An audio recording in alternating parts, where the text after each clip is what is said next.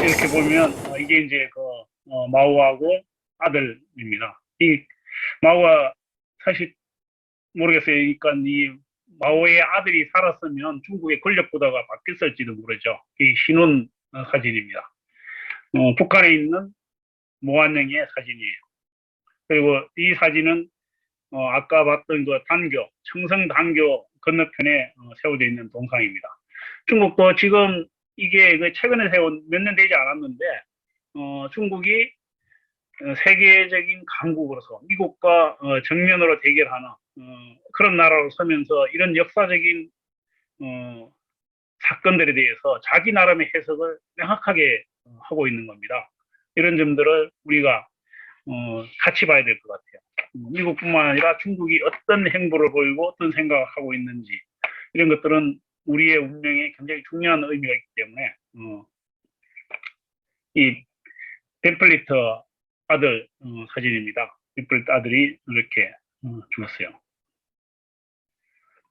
그리고 이제 중국이 이렇게 이제 그 한국 전쟁에 참가를 해서 사실은 역할을 할 수밖에 없었던 것은 역사적 과정들이 있었던 거죠. 일방적으로 중국이 희생만 한 것은 아니라는 겁니다.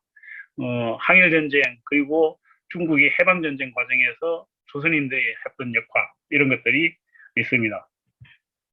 여기 보면 이제 사보 임강, 사마 강남 전투라고 있는데 이 전투는 동북 지역의 패권을 놓고 중국 공산당과 중국 국민당의 그 주도권을 놓고 싸움을 하는 굉장히 중요한 그 전투인데 이 전투에서 사실은 그 북한이 어마어마하게 도와줬던 겁니다. 이런 그 과정이 있었기 때문에 사실은 중국과 북한의 지금의 현재 관계를 우리가 볼 수 있는 겁니다. 역사적 과정을 무시하고 절대로 이해할 수 없다는 것이죠. 압록강 배 타고 이런 선착장입니다. 여기 지도를 조금 더 이제 보면 아래 비산섬이 있고 황금평이 있고 이게 원래는 황금평을 같이 개발하기로 했는데 다 막혀 있는 상태죠 지금은. 유초도, 동유초도 그리고 이제 신이 그 압록 대교 그리고 위화도 이렇게 있습니다. 그리고 조금 더 올라가다 보면 중국에서 말하는 호산 장성이 있습니다. 호산 장성을 중국은 지금은 이 호산 장성이 만리장성의 동단 동쪽 끝이다 이렇게 얘기를 하고 있습니다. 이 만리장성이 원래는 이쪽이 아니라 저기 그러니까 그 안쪽에서 파레만 저 안쪽에서 끝난다는 건 누구나 알고 있는 사실인데 중국이 이렇게 연장을 했습니다. 이 호산 장성은 고구려 시대의 박작성이라는 사실을 역사적으로 그러니까 거의 증명이 되었습니다. 그러니까 고구려 성을 중국 만리장성의 일부로 포함을 시키고 있는 거죠. 우리가 강 쪽에서 바라보면서 찍은 박작성 모습입니다.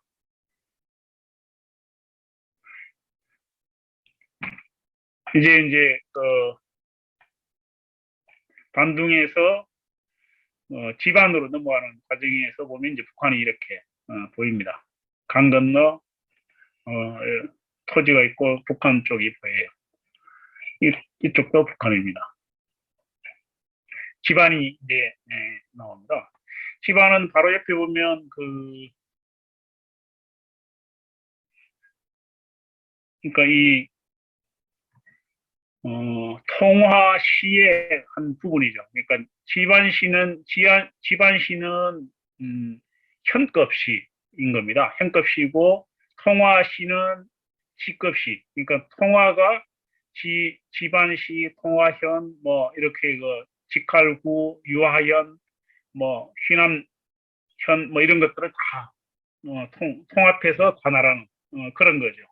그래서 지방을 거쳐서 우리가 다시 이제 그 통화로 넘어가게 될 겁니다. 통화에 가면 이 통화에 흐르는 강이 있는데 이게 이제 혼강이라고 중국에서는 혼강이라고 그러는데 우리가 말하는 이제 비류수 고구려의 고주몽의 설화라고 얘기를 해야 되겠죠. 부여에서 쫓겨서 도망을 가다가 강가에 이르러서 이제 죽게 생겼다고 한탄을 하니까 자로와 물고기들이 다리를 만들어줬다. 그런 것이 이 어느 지점에서 이 혼가 그 비류수 어느 강가에서 그런 일이 있었다는 거죠. 물론 이건 설화입니다만 고구려가 결국 부여에서부터 그 뿌리를 두고 있었던 거죠.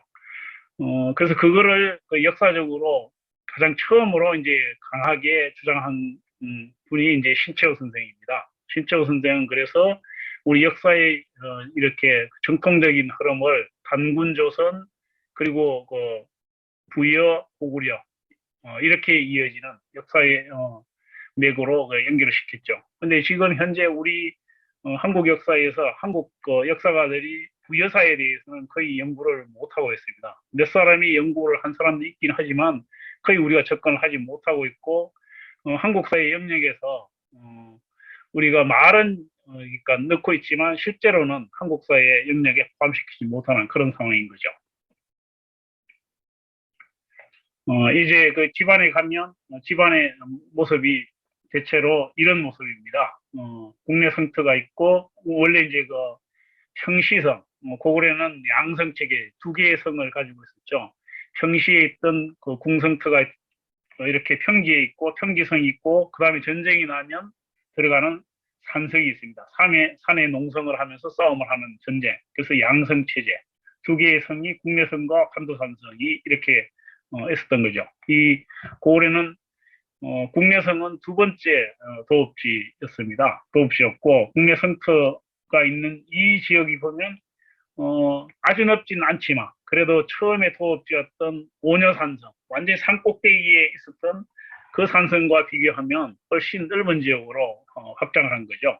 이게 대체로 뭐 기원 한 2년 정도. 그러니까 고구려가 건국을 하고 그 삼국 사기에 따르면 기원전 37년에 건국을 했다고 그러는데 그건 사실은 정확한 게 아니라 적어도 고구려는 그전 한 1, 200년 전에 한 기원전 2세기 정도에는 성읍국가로서 출발을 했다. 부에서부터 떨어져 나와서 성읍국가로서 모습을 갖추고 출발했다. 이렇게 보고 있죠. 근데 어쨌든 뭐 삼국 사기에 따르면 37년에 기원전 37년에 건국을 했고 기원 후 2년에 했으니까 한 40년 정도 지나서 이렇게 그러니까 국내성으로 조금 더 넓은 지역으로 옮긴 거죠. 그래 이 지역에 가면 광개토라동령과 장수왕릉 그리고 많은 여기 이제 벽화 고분 무덤들이 있습니다. 이 구조는 이렇게 돼 있습니다. 산성 보면 판도산성 같은 경우는 뒤쪽은 완전히 산이어서 넘어올 수가 없는 거죠. 그 앞만 막으면 되는 겁니다. 이런 모양으로 되어 있습니다. 판도산성의 입구의 간판이고요. 이 국내성 이거는 이제 국내성 그 일제 시기의 국내성의 모습 뭐 이런 걸 찍어놓은 사진들입니다. 국내성 이게 판도산성 여기고 국내성은 이쪽에 있고 지형이 이렇게 되어 있는 거죠. 이게 지형을 보면 이 국내성 같은 경우도 방어하기에 굉장히 좋은 조건. 그리고 이제 혹시 이렇게 침략을 당하더라도 판도산성으로 들어가면 방어를 충분히 해낼 수 있는 그런 지역이라는 것을 알 수가 있습니다. 이건 이제 그 판도산성 쪽에서 바라보고 찍은 사진입니다.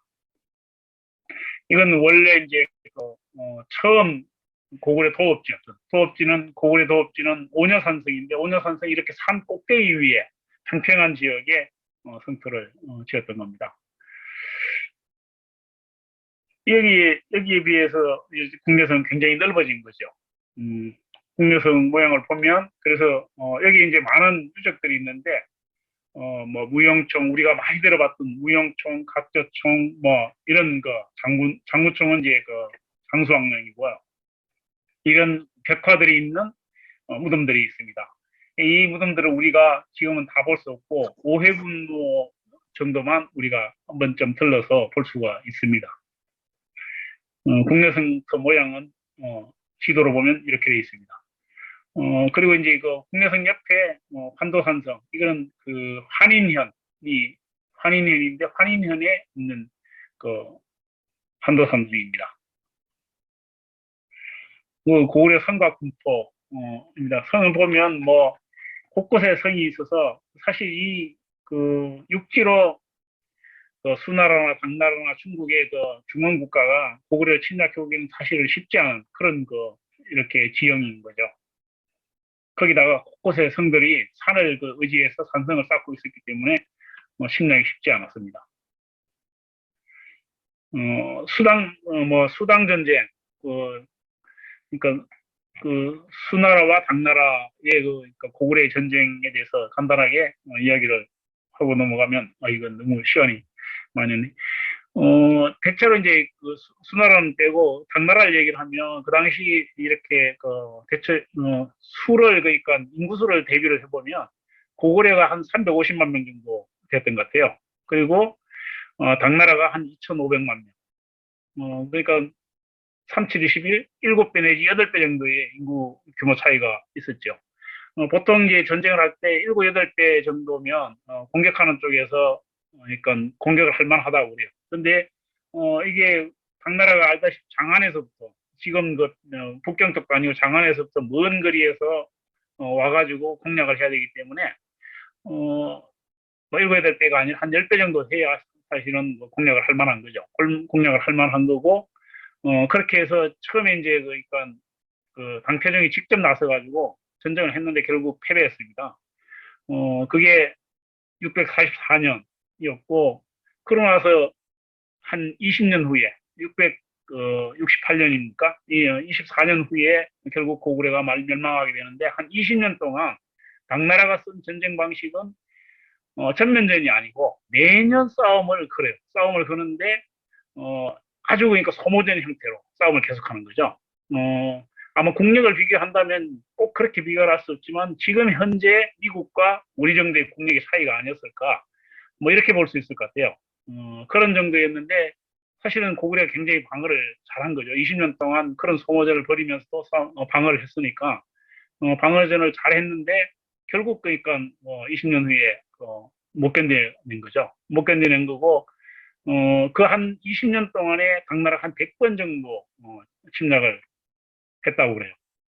침략을 했다고 그러고 고구려가 이제 멸망하게 되는 건 내적으로는 결국 지배층의 분열, 아들이 연계 소문이 후계자 문제를 두고 처음에 큰 아들에게 넘겨줬는데 밑에 있는 두 아들이 결국 형을 몰아내고 자기들이 권력을 차지했죠. 그러니까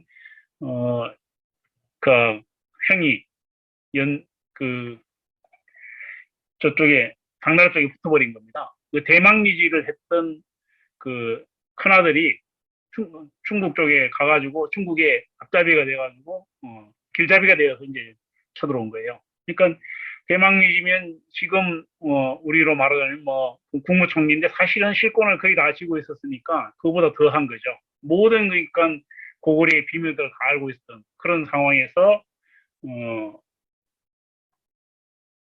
연남생이 앞잡이를 해서 결국 고구려가 멸망하게 된 겁니다. 그 연남생은 나중에 이렇게 고구려 멸망하고 나서 안동도의 중요한 관리도 하고 그러다가 결국 저쪽 그러니까 어느 기업으로 가서 사망을 해요. 그 연남생의 나중에 묘지가 발굴이 되어서 그 행적이나 이런 게 드러났습니다. 보면 이제 그 당시에 이제 당나라와 싸움 이런 것들을 보여주는 지도들입니다. 그리고 이제 성들이 이렇게 곳곳에 있으니까 사실 아무리 당나라가 세계적인 당시로 보면 강국이었다고 하더라도 고구려를 쉽게 공략하기 어려웠던 그런 상황이었다는 걸 알 수가 있습니다. 이건 이제 평양에 있는 건데 평양도 양성 체제. 원래 이제 안악궁이 처음에 있던 궁성터였고 이게 나중에 평양성으로 옮기죠. 이 안악궁은 원래 외곽 성을 쌓지 않았다고 그래요. 대성산성이 그 대신 대성산성이 가까운 곳에 산성이 있었습니다. 광개토 왕릉입니다. 광개토 지금은 굉장히 무너져가지고 아직 그러니까 약간은 좀 느낌이 좋지 않은데 상당히 많이 무너져 있는 상태입니다. 이걸 아마 동분을 제대로 쌓아서 올리면 굉장히 큰 산 같은 느낌이 날 거라고 볼 수 있거든요. 장수왕릉 왕릉입니다. 그리고 비문이고요. 이 광개토하는 비가 이렇게 해서 중국식 뭐 팔짝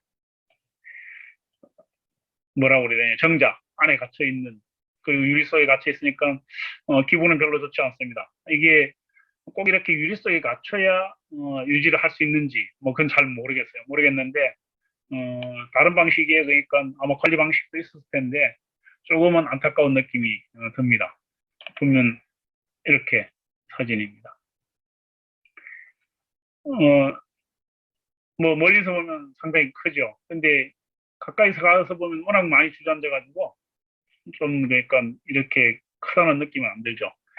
뭐 규모나 이런 걸로 보면 중국은 규모 면에서는 우리가 말할 게 없으니까 옛날 모습이고 지금 이제 국내 성터 그 시가에 있는 남아 있는 국내 성터 모습입니다.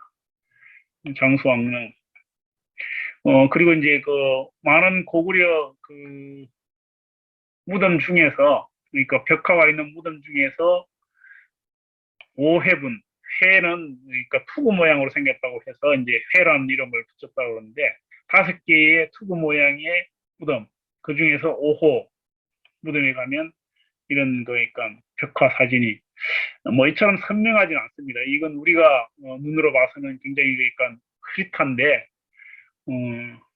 이건 이제 인터넷에 나 있는 자료들은 이렇게 좀 선명하게 옛날에 찍은 것이거나 아니면 약간의 손질을 해서 그런 것이라고 할 수 있습니다.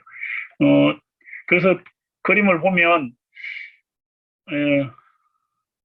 좀 모르겠어요. 이게 얼마나 그러니까 그건 좀 알 수 있는 그 아는 만큼 보인다고 그림을 제대로 볼 수 있는 안목이 있어야 되는데 그런 안목이 아직은 좀 부족한 것 같아요. 이게 도록으로 보면 어떤 느낌이 있는데 막상 직접 보니까 그런 느낌을 잘 모르겠더라고요. 뭐 최근에 있었던 영화 안시당 그 포스터입니다.